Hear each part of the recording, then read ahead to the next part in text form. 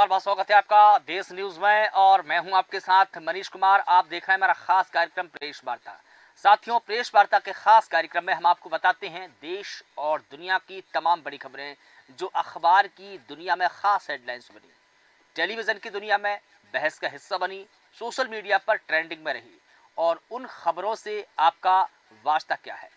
Press वार्ता में आज हम उन तमाम बड़ी खबरों की चर्चा करने वाले हैं जो हर खासो आम के बीच में चर्चा का विषय रही है, चाहे फिर वो राजनीति से जुड़ी खबर हो, समाज से जुड़ी खबर हो, स्वास्थ्य, शिक्षा या आपके दैनिक जीवन से जुड़ी खबर हो, या फिर जम्मू कश्मीर विधानसभा के चुनाव के बड़े अपडेट्स हो, हरियाणा चुनाव के बड़े अपडेट्स हो, मानसून, मौसम, बारिश, तमाम बड़ी खबरें हम आपको बताने वाले हैं क्योंकि ये सारी खबरें आपको जानना है, क्योंकि आपके जानने लायक खबरें हैं।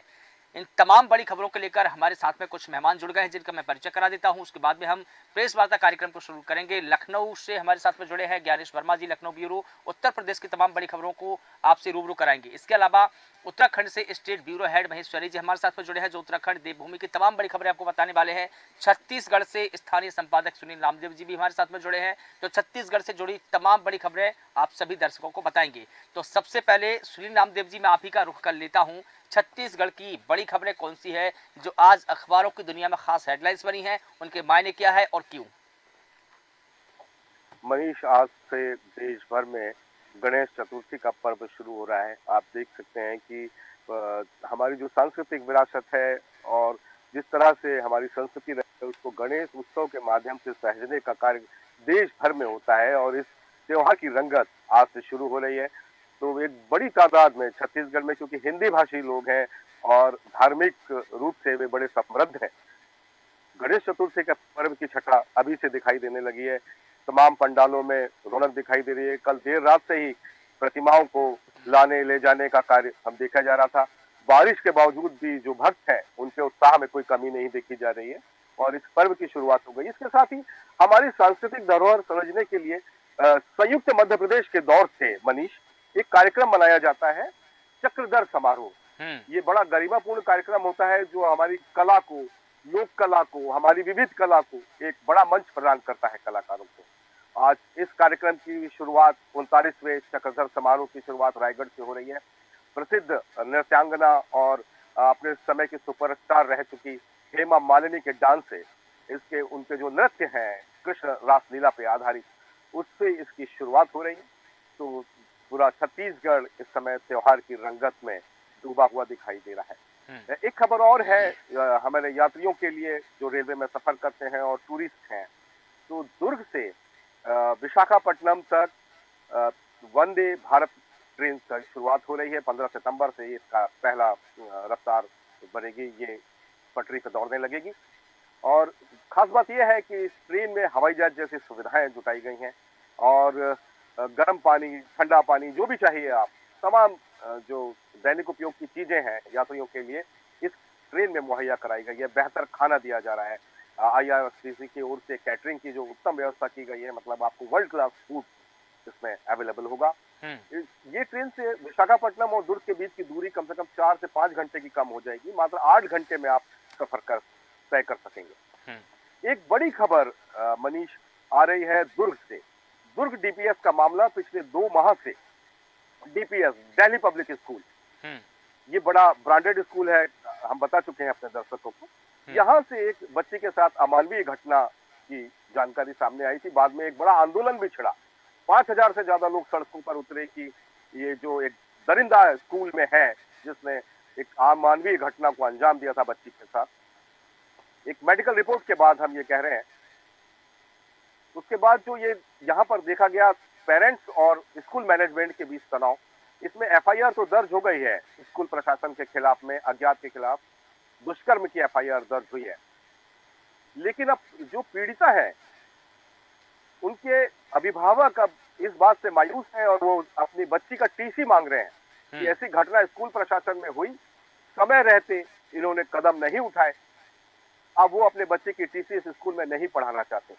तो एक ब्रांडेड स्कूल जो देश के बड़े स्कूलों में गिना जाता है, वहां पर बच्चों की सुरक्षा को लेकर, बच्चों को यौन अपराधों से बचाने को लेकर किस तरह के लचीले प्रबंध है, ये मामला उसकी बारगी दिखा रहा है। और इस मामले में ताजा जो बयान आया है वो दुर्ग के सांसद का आया है, जो अपने ही भतीजे, मतलब पूर्व मुख्यमंत्री भूपेश बघेल को साफ तौर पे कह रहे हैं कि सत्ता से उतरने के बाद उनका मानसिक संतुलन बिगड़ गया है हम्म। और वे सिर्फ अपने स्वार्थों की पूर्ति कर रहे हैं, इस तरह की राजनीति कर रहे हैं। मनीष, ये क्यों बयान सामने आया है मैं बताना चाहूंगा दर्शकों को। दरअसल हमारे सुप्रीम कोर्ट ने गाइडलाइंस तय की है, जो स्कूली बच्चे होते हैं इनको यौन अपराधों से बचाने के लिए पॉक्सो एक्ट बनाया गया है। अगर कोई बच्चे के साथ ऐसी कोई दुष्कर्म की घटना स्कूल में आती है तो उसमें तत्काल एफआईआर दर्ज होगी और कार्रवाई की जाएगी। ये संवैधानिक प्रावधान भी किया है सुप्रीम कोर्ट ने। उसके बावजूद भी पुलिस 2 महीने तक मामले को लटकाते रही। इसमें भरपूर राजनीति देखी गई। पूर्व मुख्यमंत्री से लेकर तमाम कई लोग इस मैदान में कूदे और राजनीतिक लाठियां बांधी गई, क्योंकि चुनाव का माहौल है, अब आने वाले समय नगरीय निकाय का चुनाव। इससे उस बच्ची की, आप देखिए, उस बच्ची की परिवार की क्या मानसिक स्थिति होगी जिनको बदनाम किया जा रहा था। और स्कूल प्रशासन जो है समय पर सजग नहीं रहा। आखिरकार 2 महीने बाद एफआईआर दर्ज हुई और यही एफआईआर समय पे दर्ज हो जाती तो शायद उस पीड़ित परिवार को न्याय मिल पाता। फिलहाल तो एफआईआर दर्ज होने के बावजूद भी पीड़ित परिवार मायूस है। जी मनीष, यही बड़ी घटनाएं हैं आज दिन भर जो मीडिया में सुर्खियों में बनी हुई है पिछले 2 दिनों से, और आने वाले समय भी ये, चूंकि जिस तरह की इस दुष्कर्म मामले में, क्योंकि जो डीपीएस स्कूल है यहाँ पर बड़े लोगों के बच्चे पढ़ते हैं, बड़े अधिकारियों के बच्चे पढ़ते हैं, और ये कई लोग इस स्कूल की असलियत जाहिर करने के बजाय उसकी साख को बचाने में जुटे रहे और एक तरह से एक पार्टी के रूप में काम कर रहे थे। बिल्कुल ठीक है। चलिए उत्तराखंड का रुख कर लेते हैं, देवभूमि का। महेश सैनी जी हमारे साथ पर जुड़े हैं। महेश जी, दर्शकों को बताइए कि उत्तराखंड की वो बड़ी खबरें कौन सी है जो आज अखबार में खास हेडलाइंस बनी है, बहस का हिस्सा बनी, सोशल मीडिया पर ट्रेंडिंग में रही, उनके खबरों के मायने क्या है? हम यात्रा के लिए जो रजिस्ट्रेशन है उसके लिए काउंटर, अब अतिरिक्त काउंटर बनाए जाने की बात कही जा रही है, क्योंकि मानसून लगभग जाने को है और मानसून जाने के बाद भी यहाँ जो 4 धाम यात्रा है वह तेजी से चलने की संभावना है। तो उसको लेकर के जो फिजिकल काउंटर्स है उसको बढ़ाने की बात की गई है। तो मैं आपको बता दूं कि उत्तरकाशी का जो वर्णवत पर्वत है वहां पर जो स्थानीय लोग हैं वो परेशान हैं, क्योंकि वर्णवत पर्वत के को जो बफर जोन जिसे घोषित किया गया था 2003 में, वहां से जो स्थानीय लोग हैं उन्हें विस्थापित करने की बात अब सरकार ने ठान ली है।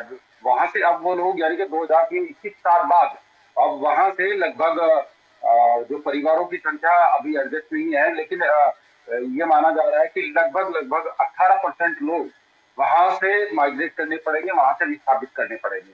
मैं आपको बता दूं कि 2003 में 70,000 वर्ग मीटर का जो मलबा था वो शहर में आ गया था। तब से लेकर के बफर जोन था और इस तलहटी को ताना साकी के नाम से जाना जाता है। इसे अब संवेदनशील होने की वजह से यहाँ से लोगों को विस्थापित करने की बात अब सरकार ने कह दी है। तो उसी में आपको बता दूं कि हरिद्वार से एक बहुत बड़ी खबर आई हुई है। अंडरवर्ल्ड डॉन जो है वो अब एक अखाड़े का संत की घोषणा जैसे हुई तो लोग, वहां के जो संत हैं, संत समाज है, उनमें आक्रोश है और ये मामला क्यों पड़ गया। हरिगिरी महाराज ने उन पर कहा है कि ये जो पीपी पांडे को लेकर के जो गुरु दक्षिणा का की बात कही गई है, श्री पंचम नाथ जूना अखाड़ा के महंत बनाने की बात सामने आई है, इसको लेकर के वहां पर जो साधु संत हैं उस समाज में यहाँ आक्रोश है और उन्होंने कहा कि इसकी पूर्ण जांच करी जाएगी, उसी के बाद ये कोई निर्णय लिया जाएगा। मनीष, मैं आपको बता दूं कि लगातार दुष्कर्म रुकने का नाम नहीं रहेगा। कई घटनाओं में यदि मैं जिक्र करूँ, एक बहुत बड़े स्कूल में रैकिंग के नाम पर दुष्कर्म हुआ है, तो दूसरी ओर हरिद्वार में एक 6 साल की बच्ची के साथ में दुष्कर्म हुआ। इस तरह की मानसिकता के जो लोग हैं वो बहुत ज्यादा समाज के लिए घातक हो सकते हैं। तो ये परेशानियां लगातार, मतलब शिक्षा की कमी कहिएगा या ये कहिएगा कि ये जो इंटरनेट मोबाइल में गलत तरह की वेबसाइट, पॉर्न वेबसाइट है, इनसे ये नुकसान हो रहा है। मनीष, मैं आपको बता दूं कि अब जो अतिथि शिक्षक है उनके लिए भी खुशखबरी है, खासकर जो फीमेल जेंडर है वो नौकरी करते हैं, अब उनको महत्वपूर्ण अवकाश मिलेगा। जो शिक्षा सचिव है उन्होंने इसके लिए आदेश जारी कर दिया है। तो साथ ही मैं आपको बता दूं कि जो प्रदेश की बिजली है वो 26 पैसे प्रति यूनिट कम हो गई है। आम आदमी को इसके राहत मिलेगी और ये पिछले महीने से लेकर लगातार ये जो सरकार ने इस महीने लिया था और लगातार अब इसको महंगी नहीं करने की बात सरकार कह रही है। उन्होंने तो कहना है कि 26% पैसे की जो ये बचत है, ये बहुत बड़ी बचत आएगी। तो साथ ही मैं आपको बता दूं कि उत्तराखंड सरकार ने अपना हल्फनामा नैनीताल हाई कोर्ट में जमा किया है। उन्होंने कहा है कि जो उत्तराखंड के निकाय चुनाव है वो दिसंबर में करा दिए जाएंगे। 10 नवंबर को इसके लिए अधिसूचना जारी होने की संभावना है। हम्म। तो साथ ही मैं आपको बता दूं कि अब जो शिक्षा विभाग के साथ साथ जो 2 दिन के भीतर ही शिक्षकों प्रकरण पर निर्णय लेने की बात अधिकारियों को जो मंत्री है, शिक्षा मंत्री है धन सिंह रावत, उन्होंने कहा कि लगातार जो पेंडेंसी शिक्षकों की है वो कोई भी विभाग हो 2 दिन से ज्यादा उसको डिले नहीं करेगा। यदि कोई डिले करता है तो उस अधिकारी पर वहां पर कार्रवाई की जाएगी। आपको एक और घटना के बारे में बताना बहुत जरूरी होगा। उधम सिंह नगर में कल वन विभाग के कर्मचारियों पर वन तस्करों ने गोली चलाई। लगभग 30 राउंड गोली चली है और उसमें 8 जो सरकारी कर्मचारी हैं वो घायल हुए हैं। और ये सारी घटना होने के बावजूद वो जो वन तस्कर है वो वहां से फरार हो गए। अभी तक कोई इस पर कोई गिरफ्तारी नहीं हुई है और हायर सेंटर में उन लोगों को भेज दिया गया है, क्योंकि जब उन्हें उपचार के लिए वहां ले आया गया तो कुछ गोलियां ऐसी लगी हैं, जानकारी जो मिली है कि अभी तक डिस्क्लोज नहीं किया है सरकार ने, लेकिन वो परेशानी का सबब ना बन जाए। लगातार पुलिस कामिंग कर रही है। तो मैं आपको एक और बता दूं कि यहाँ हनोल मंदिर में जांगड़ा मेला का शुभारंभ कल पर्यटन मंत्री सतपाल महाराज ने किया है। तो ये वहां पर हनोल का एक बहुत बड़ा मेला जांगड़ा मंदिर में होता है। वहां वो ये इस मेले को लेकर के हजारों लोग उसमें शामिल हुए, या ये कहूं कि लाखों लोग वहां पहुंचे, क्योंकि लगभग 7 किलोमीटर तक का लगातार एक जाम देखने को मिला था। और इसमें वहां लोग आस्था का ये मेला कहा जा सकता है। तो मैं आपको एक और खबर के साथ मैं बताना चाहता हूं कि जो प्रधानाचार्य की जो भर्ती थी 29 सितंबर उसके लिए रखा गया था, वो सीधी भर्ती अब मुझे लगता है कि वो स्थगित हो जाएगी, क्योंकि उसको लेकर के हाई कोर्ट में वो शिक्षक चले गए हैं। उनका कहना है कि किसी भी तरीके से सीधी भर्ती का ये प्रावधान जो पात्र व्यक्ति है उनको उसका लाभ नहीं मिलेगा। जी मनी, बिल्कुल ठीक है। चलिए उत्तर प्रदेश का रुख कर लेते हैं। उत्तर प्रदेश की तमाम बड़ी खबरों को लेकर के ज्ञानेश वर्मा जी हमारे साथ में जुड़े हैं। ज्ञानेश जी, उत्तर प्रदेश की बड़ी जो खबरें रही है, अखबारों की दुनिया में खास हेडलाइंस बनी है, दर्शकों को बता दीजिए। आपको बताना चाहूँगा, मुख्यमंत्री जो उत्तर प्रदेश के योगी आदित्यनाथ है वो कल गोरखपुर में कई जनसभाएं की और मुख्यमंत्री योगी विभाग को करते हुए कहा कि गोरखपुर में एक फॉरेस्ट्री कॉलेज बनाया जाएगा और जहां वन से संबंधित पढ़ाई के लिए डिग्री और डिप्लोमा के लिए पाठ्यक्रम चलाया जाएगा और इससे वन विभाग की आवश्यकता है कि उनको विभिन्न पदों पर युवाओं को नौकरी मिल सके और साथ ही फॉरेस्ट्री को विकसित करते और वन संरक्षण का भी माध्यम बनेगा। सीएम योगी ने शुक्रवार को पुणे वन प्रभाग के कैंपगंज रेंज के भारी वैसे में स्थापित दुनिया के पहले जटायु राजगिर रेड हैंडेड वनचर संरक्षण एवं प्रजनन केंद्र का उद्घाटन करने के बाद में वहां जो जनसभा संबोधित मुख्यमंत्री ने इस केंद्र के निर्माण में योगदान देने कर्मचारियों को पत्र सम्मान इस अवसर पर उन्होंने कहा कि लंबे उसका लाभ मिलेगा और प्रकृति और पर्यावरण की कीमत पर होने वाला विकास क्षणिक और खतरनाक होता, इसके दूरगामी परिणाम होते हैं। वहीं गिद्ध राज जटायु के रामायण कालीन आख्यान का स्मरण करते हुए मुख्यमंत्री ने यह भी कहा कि पेस्टिसाइड के दुष्प्रभाव से पर्यावरण के संरक्षण गिद्धों की संख्या तेजी से घटी और उनके संरक्षण के लिए यूपी और भारत कि नहीं बल्कि दुनिया का पहला संरक्षण केंद्र कैपियरगंज में खोला गया है। दूसरी बात यह भी है कि इस केंद्र में वन टांगिया समुदाय के लोग भी केयर टेकर के रूप में नौकरी और मुख्यमंत्री ने कहा कि प्राकृतिक और इसके जीवों को बचाने की जिम्मेदारी हम सबकी है। वहीं उन्होंने कहा कि धर्म नारी गरिमा की रक्षा के लिए रामायण काल के पहले बलिदानी थे राज जटायु। उन्होंने कहा कि सभी लोगों को हर तालिका तीज के पावन पर्व की बधाई देते हुए कहा कि हम जटायु संरक्षण केंद्र के माध्यम से अपनी वैदिक और पौराणिक परंपरा के प्रति कृतज्ञता ज्ञापित कर रहे हैं। जटायु धर्म और नई गरिमा की रक्षा के लिए रामायण काल के पहले बलिदान। उन्होंने सीता जी की दुख भरे वचन को सुनकर ही जान लिया था कि यह आवाज रघुकुल तिलक श्री राम अर्धांगिनी राज जटायु दशरथ के मित्र थे। मित्रता निभाने और नारी गरिमा की रक्षा के लिए यति रावण से भिड़ गए थे और खुद को बलिदान कर दिया। रामायण में हमें मित्रता, नारी गरिमा, मर्यादा, अनुशासन और वचन रक्षा की प्रेरणा देती है। उन्होंने कहा खंड में भी पर्यावरण की शुद्धि के लिए जो कार्य जटायु के वंशजों द्वारा किया जाता है वह अविस्मरणीय है और जटायु के प्रति कृतज्ञता ज्ञापित करने के लिए रामायण काल की उनकी स्मृतियों को बनाए रखने के लिए अयोध्या में राम मंदिर के सामने गिरिराज जटायु को विशाल स्थापित की गई है और यह सब जटायु संरक्षण केंद्र उसी की कड़ी है। मैं मंत्री जी बता आज जो है मुख्यमंत्री योगी आदित्यनाथ में रहेंगे क्योंकि एक बड़ा कार्यक्रम है। सीएम योगी जो है उपराष्ट्रपति धनदीप धनगढ़ द्वारा गोरखपुर में उत्तर प्रदेश सैनिक स्कूल जो एक 176 करोड़ लागत से 49 एकड़ में लोकार्पण करेंगे। इस अवसर पर मुख्यमंत्री योगी आदित्यनाथ मौजूद रहेंगे और देश सैनिक स्कूल प्रांगण वहीं पर कार्यक्रम का आयोजन होगा। मैं बात करूंगा मनीष की उत्तर प्रदेश के भदोही जिले की औराई के तत्कालीन एसडीएम आकाश कुमार के एफआईआर हुई है और 8 नामजद 4 अज्ञात राजस्व पुलिसकर्मियों पर भी केस दर्ज किया और कोर्ट के आदेश पर आधा दर्जन धाराओं में केस हुआ है। अतिक्रमण हटाने के बजाय आवास तोड़ने का आरोप लगाया और सरकार द्वारा प्राप्त रविशंकर का आवास तोड़ने का आरोप है। औराई थाना क्षेत्र की जाठी गांव का मामला बताया जा रहा है। मैं उत्तर प्रदेश में डीजी जेल की जो पीवी रामा शास्त्री ने मामलों में बड़ी कार्रवाई की है।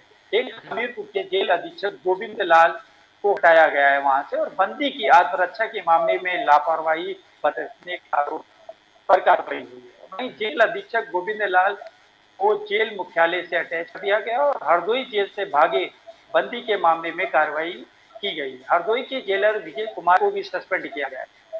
मामले में जेल अधीक्षक की भूमिका जांच जेल को सौंपी गई है। मैं बात करूंगा मनीष जी की कल राजधानी लखनऊ में अयोध्या हाईवे पर चिस्पे के पास पर आदर्श ढाबे की पार्किंग एरिया में हवाई फायरिंग से सनसनी फैल गई और बुधवार देर रात लग्जरी कार गाड़ियों से युवक और उनके सुरक्षा गार्डों ने कई राउंड फायरिंग कर दहशत फैला दी और ढाबे पर खाना खा रहे थे वो और इसी बीच भगदड़ जैसी स्थिति मच गई और कार सवार कार लेकर भागे। फायरिंग की सूचना पर चिनैट कोतवाली पुलिस भी मौके पर पहुंची और जांच में पुलिस को मौके से खोखते और जिंदा कारतूस मिला। वहीं फुटेज के आधार पर चिनैट कस्बा चौकी प्रभारी ने कोतवाली में मुकदमा दर्ज करा। दावा किया जा रहा है कि फायरिंग करने वालों में बाराबंकी के एक विधायक का भाई भी शामिल। पुलिस फुटेज के आधार पर फायरिंग करते कई जो है युवक दिखे हैं और सवार युवक आए थे वहां पर और बताया जा रहा है कि बुधवार रात करीब लगभग 12:30 बजे आदर्श ढाबे पर कई गाड़ियां लगी थी। इसी बीच काले रंग की फॉर्च्यूनर कार से कुछ लोग और इसी बीच बात को लेकर कहासुनी होने लगी। बात के बीच दोनों को भिड़ंत हो गई और फॉर्च्यूनर कार का युवक उसके 4 बाउंसरों ने 20 सड़क दूसरे पक्ष के युवकों को दौड़ा कर पीटना शुरू किया और दहशत फैलाई बंदूकधारी बाउंसरों ने राउंड फायरिंग और घटना ढाबे पर कई लोग मौजूद थे और गोलीबारी होते ही जान बचाने के लिए सरेराम फायरिंग की सूचना पर चिनैट पुलिस मौके पर पहुंच गई और जांच में फायरिंग की पुष्टि हो गई और मौके से गोलियों के 4 भी बरामद किए गए हैं।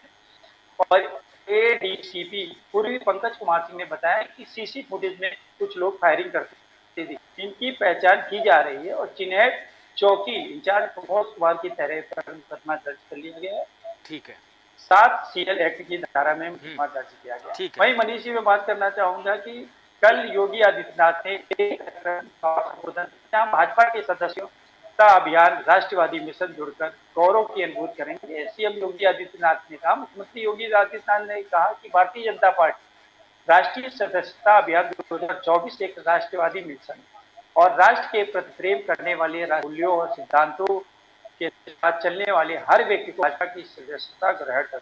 मुख्यमंत्री ने अभी गोरखपुर शहर विधानसभा क्षेत्र के अपने गृह बूथ संख्या 230 के लिए भाजपा के राष्ट्रीय सदस्यता अभियान का शुभारंभ कर रहे हैं।